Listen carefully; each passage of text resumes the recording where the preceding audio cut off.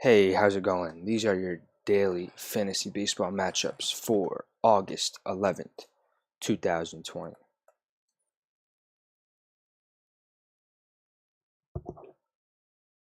First 7 o'clock game we have is Touki Toussaint, who has not faced the Yankees in his career, versus Jordan Montgomery.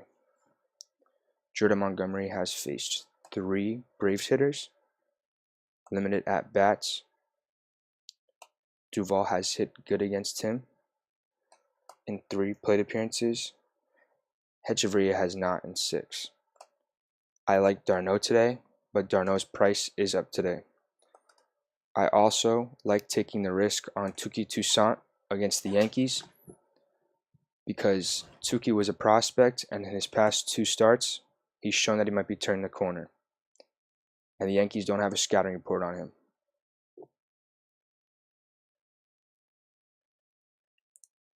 Alex Cobb going against the Phillies, I would avoid. I would definitely pick up JT Realmuto and Andrew McCutchen today. If you want, take a look at Didi. He's a good mid-range shortstop choice. One note of today, something I've noticed, is second base today is weak with the matchups. So if you want to spend the money on a high-end second base today, I'd either suggest doing that or doing the complete opposite and buying the cheapest starting second baseman you can get today. Like a guy like Scott Kingery or a guy I'll talk about later.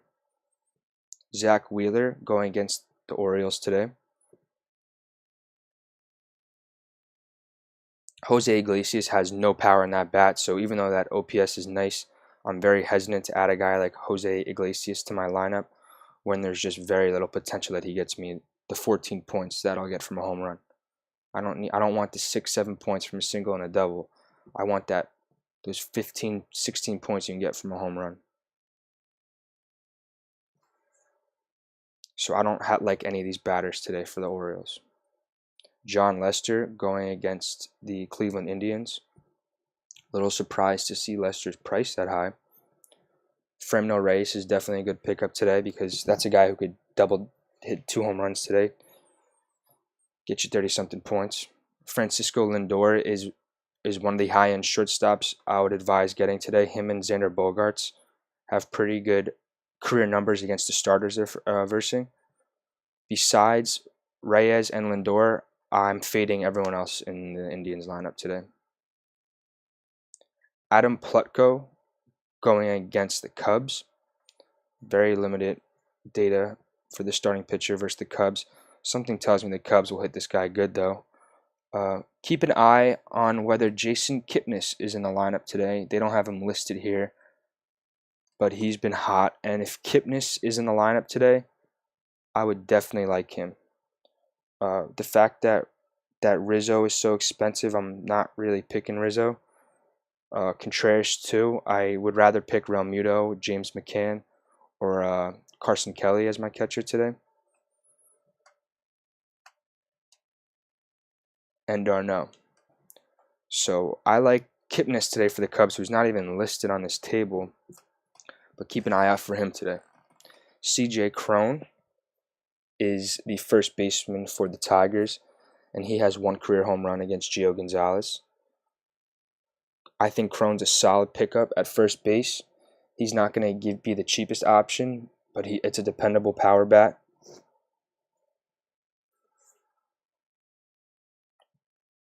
Candelario is a interesting option. He's a cheap option, so if you want to go cheap with him, switch hitter at third base. I don't think it's the worst choice. Save money, put it somewhere else to your shortstop. Or Yoan Moncada at third base with 1 career home run and a 1,500 career OPS versus reliever Tyler Alexander, who's starting today for the Detroit Tigers.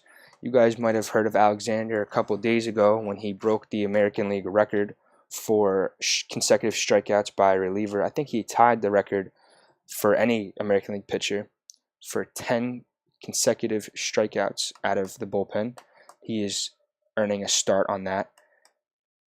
James McCann is a good guy to pick up. He's the catcher for the Tigers, or for the White Sox, my bad. But an interesting thing about Alexander is I don't think you should shy away from him today from picking him up. I don't even know if he'll go too deep in the game. He might only go 4 or 5 innings, but the strikeout potential is obviously there, and he knows these hitters well. So if you want to save some money in your DFS, don't shy away from Tyler Alexander. Pair him up with maybe Touki Toussaint. Max Scherzer today going against the Mets. I'm a little hesitant with Max today. He's dealing with the back or neck thing again.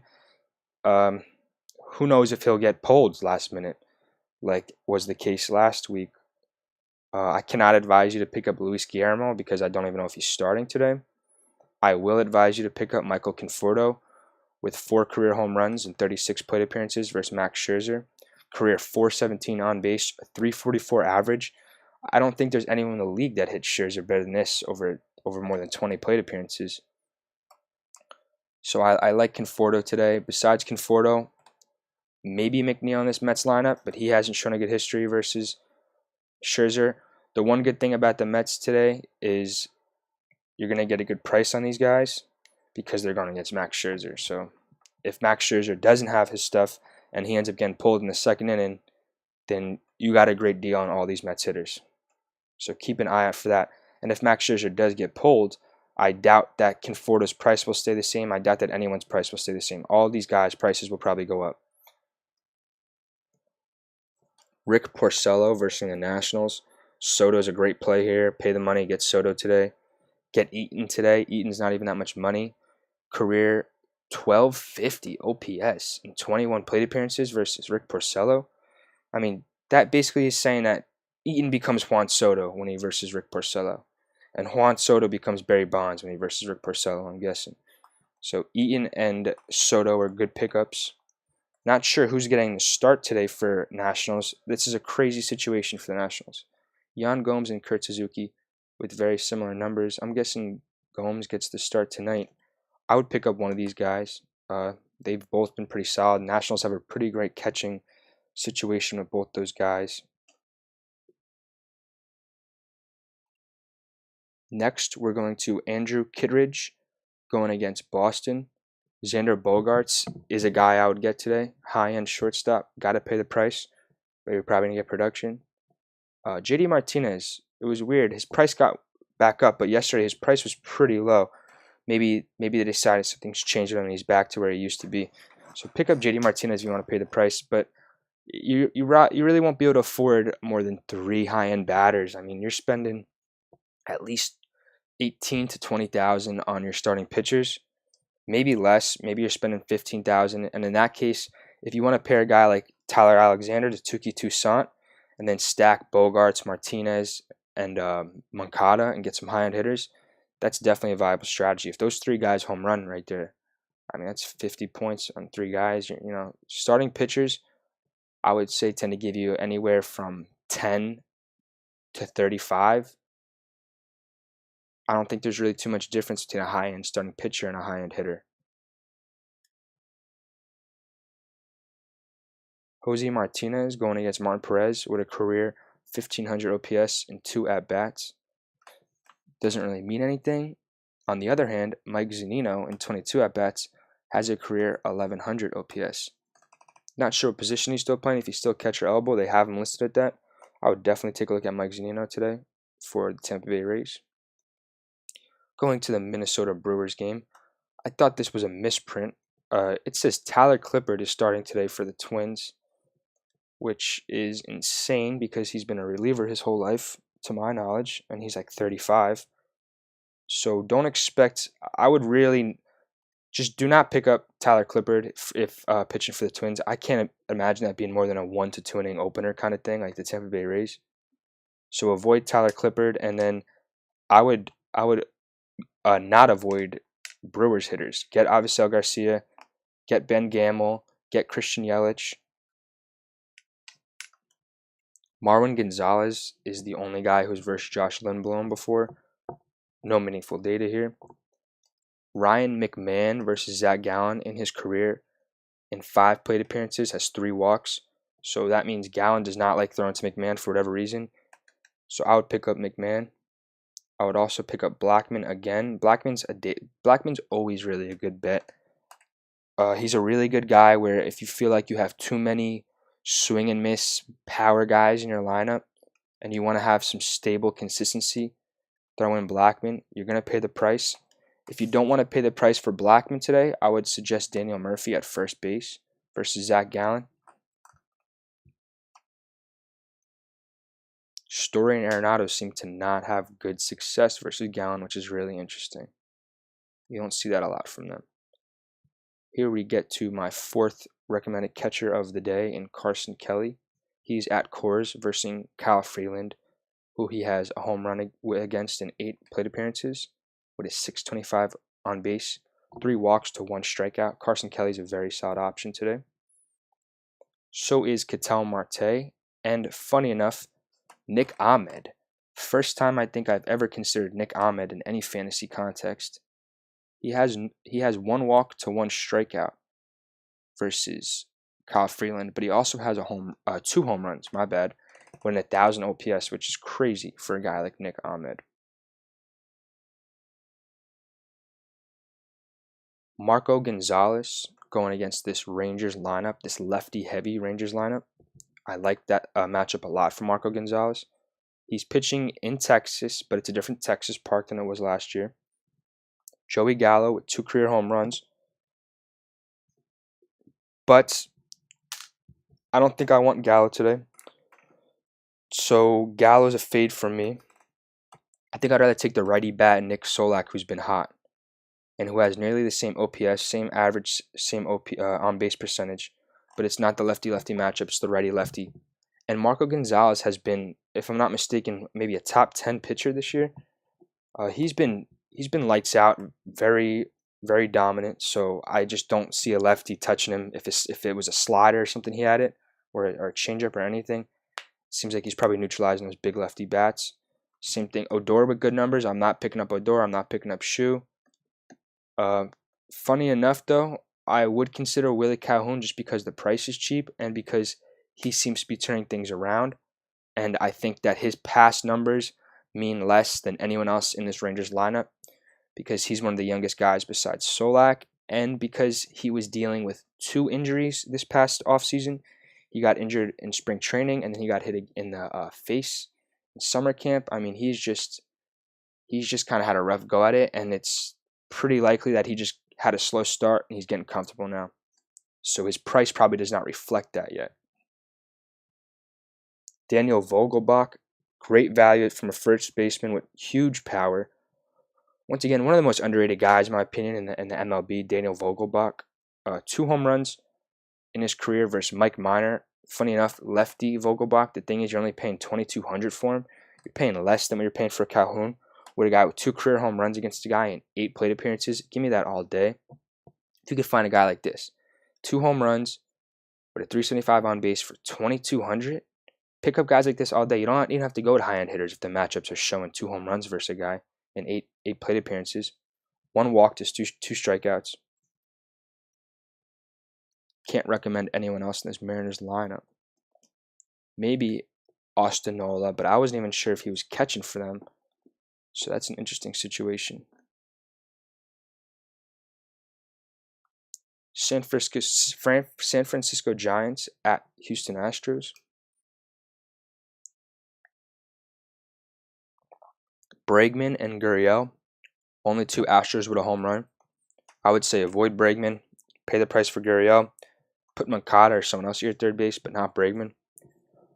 Gurriel doesn't have a lot of power, so if he does have power against a pitcher, but Gurriel has amazing contact. He's a 300-plus hitter. So if he does have power against a certain pitcher, it probably means he always has power against that pitcher. With a 1,700 OPS versus Tyler Anderson. He's probably one of those righties that has power against lefties. Brandon Belek making a start for Houston with no data versus San Francisco. Can't make any recommendations with that. Maybe pick him up. I don't know if that's a close or not. Very cheap price. Astros have a lot going on with their pitching right now. A lot of injured pitchers. This guy right here for the Los Angeles Angels, Tyler Ward. Look at that. Above Mike Trout, above David Fletcher, above Albert Pujols, above Anthony Rendon, above Justin Upton in OPS versus Mike Fiers for his career. That being said, 2 plate appearances, but he already homered in one of those with 2 RBIs. 1 home run, 1 strikeout, and 2 at-bats versus Mike Fiers. Tyler Ward might not even be starting today, but if he is, pick him up. Great value. Tyler Ward, Vogelbach, Nick Ahmed. That's how you save some dollars. That's the guys that are 1%, 2% owned, and he'll get you 20-something points. Another guy, Tony Kemp. Tony Kemp versus Dylan Bundy.